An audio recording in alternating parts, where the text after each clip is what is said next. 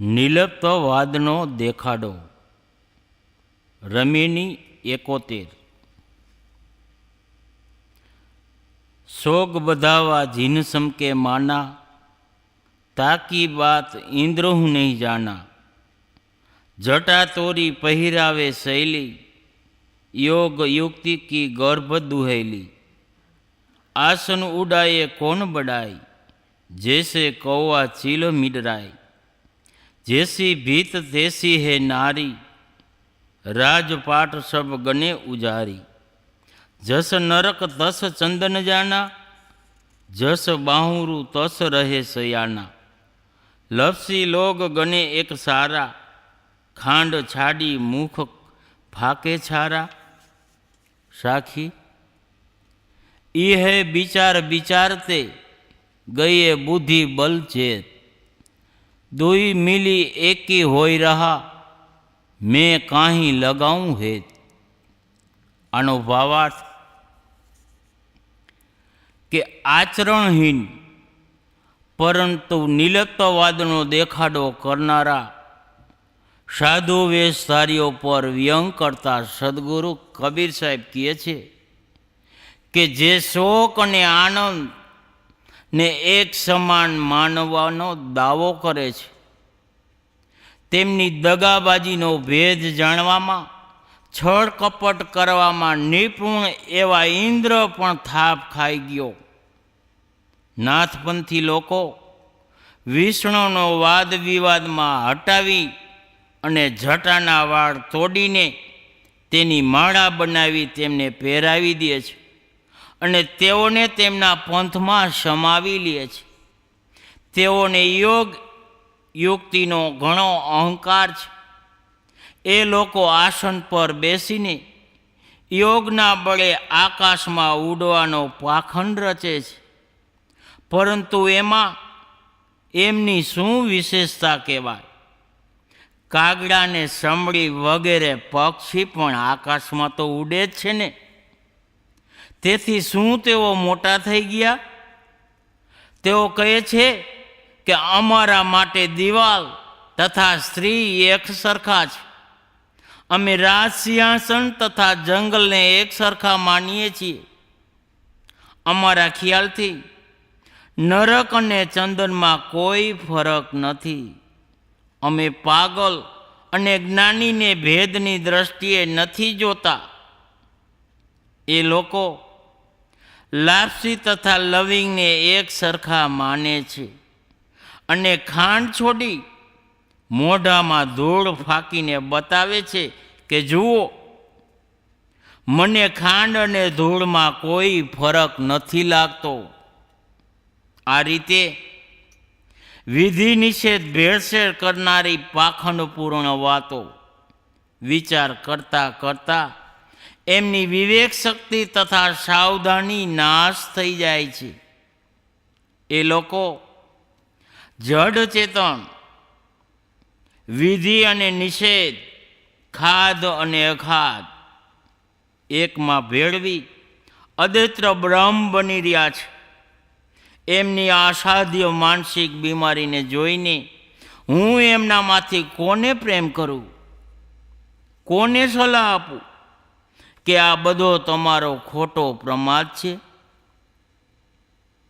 व्याख्या विवेकवान माणस हर्ष अने शोकपूर्ण वातों में समरीय छे.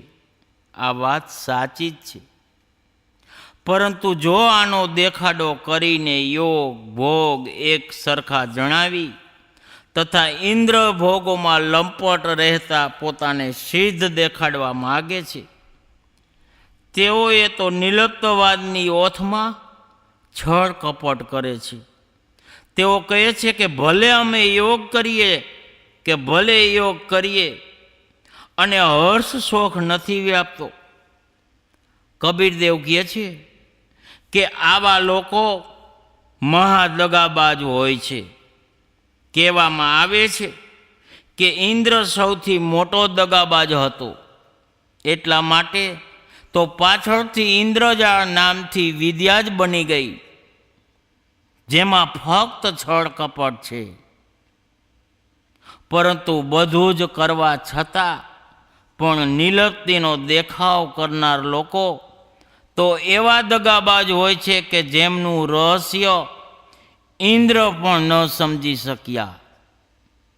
કહેવામાં આવે છે ને કે નાથપંથી લોકો વિષ્ણુનો વાદ વિવાદમાં હરાવી દેતા હતા, કેમ કે તેઓ તાર્કિક થયા હતા અને વૈષ્ણવ સરળ ભક્ત થયા હતા. જો તેઓ વૈષ્ણવને હરાવી દેતા હતા તો તેમની જટાના વાળ તોડી તથા તેની માળા બનાવીને તેઓને પહેરાવી દેતા હતા અને પોતાના પંથમાં તેઓની ભરતી કરી લેતા હતા. કહેવામાં આવે છે કે કબીર સાહેબે નાથપંથીઓને હરાવી વૈષ્ણવોનું રક્ષણ કર્યું હતું. હઠયોગીઓને યોગયુક્તિનો બહુ અહંકાર હતો. તેઓ ઠેર ઠેર યોગના ચમત્કાર દેખાડતા હતા, જે તેમનો એક અભ્યાસ રહેતો હતો. એ બધી વાતો દેખાડાથી ભરેલી જ હતી. તેમનાથી જગતનું કોઈ કલ્યાણ નહીં થાય, પરંતુ ભ્રાંતિનો પ્રસાર થતો હતો. કોઈ કહેતા કે અમારા યોગી ગુરુ તેમનું આસન આકાશમાં ઉડાવે છે, અથવા પોતે આસન પર બેઠા બેઠા આકાશમાં ઉડવા માંડે છે. એટલે કબીર સાહેબ કીધું કે ઘણી સારી વાત છે, પરંતુ એમાં તેની શી વિશેષતા થઈ અને એનાથી જગતનું શું કલ્યાણ થયું? કાગડા, ગીધ વગેરે પક્ષી પણ આકાશમાં તો ઉડ્યા જ કરે છે ને. અને તમારા ગુરુ જો આકાશમાં ઉડી લેતા હોય તો તેઓ કાગડા કે સમળી કરતાં વધારે કાંઈ ન ગણાય ને. હકીકતમાં કોઈ માણસ આકાશમાં ન ઉડી શકે. અમે અમારા ગુરુ તથા યોગી આકાશમાં ઉડીએ છીએ, આ પ્રમાણે કેવું એ ખોટું જૂઠાણું જ છે. એક મહાત્માના શિષ્યોએ તેમના ગુરુ માટે પ્રચાર કરી દીધો હતો કે અમારા ગુરુ રાત્રે આકાશમાં ઉડે છે. જ્યારે બીજા લોકોએ આ વાત વિશે મહાત્માને પૂછ્યું તો તેઓએ કહ્યું, બેટા, હું ઉડતો નથી, પરંતુ ચેલાઓએ મને ઉડાડી દીધો છે. એ આ ખોટી આવી વાતો સમાજમાં ફેલાવે છે. હું હકીકતમાં ઉડતો નથી. કેટલાક બ્રહ્મજ્ઞાનીઓની દશા ખૂબ દર્શનીય હતી. તેઓ કહેતા હતા કે અમારા માટે દિવાલ તથા સ્ત્રી એક સરખા છે. જો દિવાલને અડી લીધું તો શું થયું? એ જ રીતે કદાચ સ્ત્રીને અડી લીધું તો શું ખરાબ કર્યું? જ્ઞાનીને દ્વૈત નથી ભાસતું. તે ભલે રાજગાદી પર બેસીને રાજ્ય કરે કે ભલે જંગલ મારીએ, એના માટે એક સરખું છે. આવી સ્થિતિમાં લોકો રાજા જનકનું ઉદાહરણ ટાંકે છે, જેમની કલ્પિત વાર્તામાં વિરક્ત સુખદેવ ચિંતાગ્રસ્ત તથા રાજા જનકને અનાસક્ત જણાવવામાં આવ્યા છે.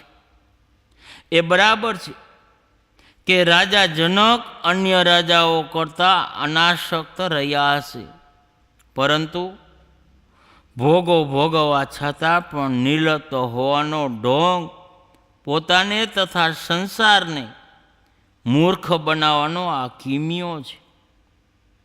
રાજા જનકની વાર્તાઓ લોકો ખૂબ જ દુરુપયોગ કરે છે.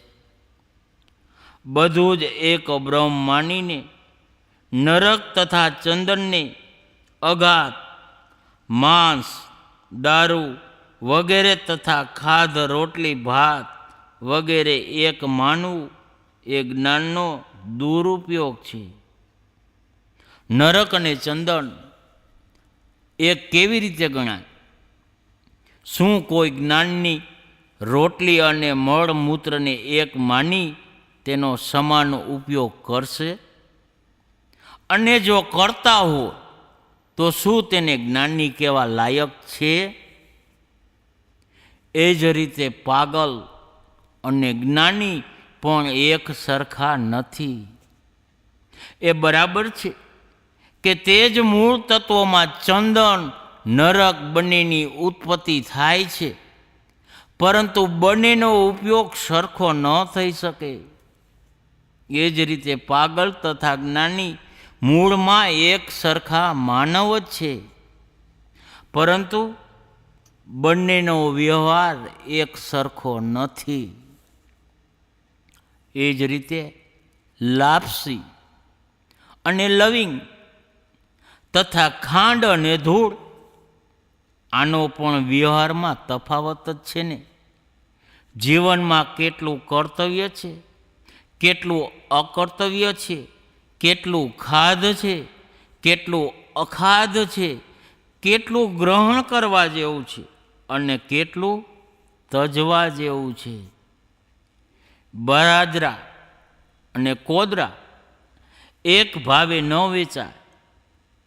યોગની ઓથમાં ભોગ કરતા નિર્લિપ્તવાદના દેખાડામાં વિધિ નિષેધનો ત્યાગ કરી તથા પોતાને હર્ષ શોખથી પ્રદિશ કરી પ્રપંચ તથા છળ કપટમાં ડૂબેલા યોગી તથા બ્રહ્મજ્ઞાની કહેવાતા લોકો સમાજ માટે અભિશાપરૂપ છે. તેઓ ધર્મના ક્ષેત્રમાં આચરણહીન બની સમાજને પથભ્રષ્ટ કરે છે. ઇહે વિચાર વિચારતે ગયે બુદ્ધિ બલ ચેત. જડ ચેતન એક છે,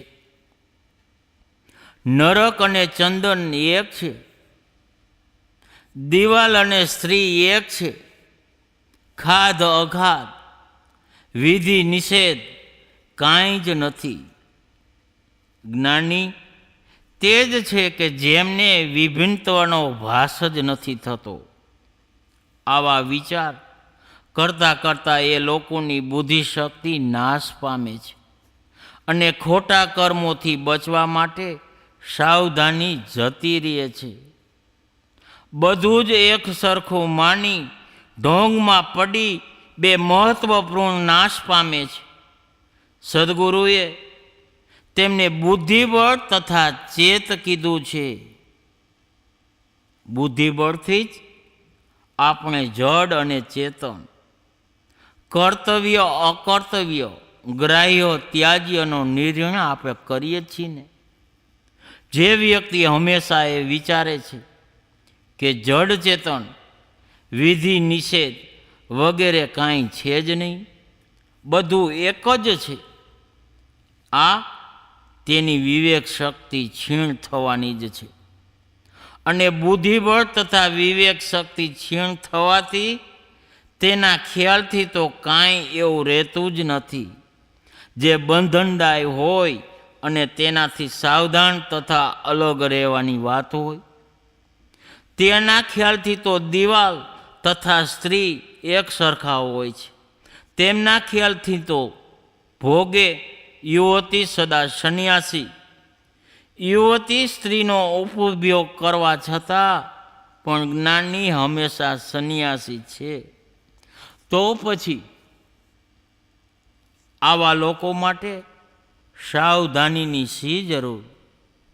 તેઓ તો સમજે છે ત્યાગું વિષય કી ભોગહું ઇન્દ્રિય, મૂકું લગે ન રંચક રંગ. એટલે સદગુરુ કબીર સાહેબ કહે છે કે આવા લોકોને સમજાવીને રસ્તે લાવવા એ ઘણું અઘરું કામ છે હો. તેઓ કહે છે જ્ઞાની તો નિર્ભય ભયા, માને નાહી શંક, ઇન્દ્ર કરે બસી પરા, ભૂગતે નરક નિશંક. જે દુઈ મિલે એક હોય રહા, જડ અને ચેતન, ભોગ અને યોગ, વિધિ અને નિષેધ એકમાં ભેળવીને કહેવાતા બ્રહ્મજ્ઞાનના ઊંચા શિખર પર ચઢી ગયા. તેમને સદાચારના રસ્તા પર લાવવા અઘરા છે. એટલે સદગુરુ કબીર સાહેબ કહે છે, મેં કાંઈ લગાવું હે, હું કોને પ્રેમ કરું, કોને સમજાવું? અજ્ઞાની તો સમજી શકે છે, પરંતુ જ્ઞાનના જે ઢોંગના ઓથમાં ભોગપરાયણ લોકો સમજી શકતા નથી.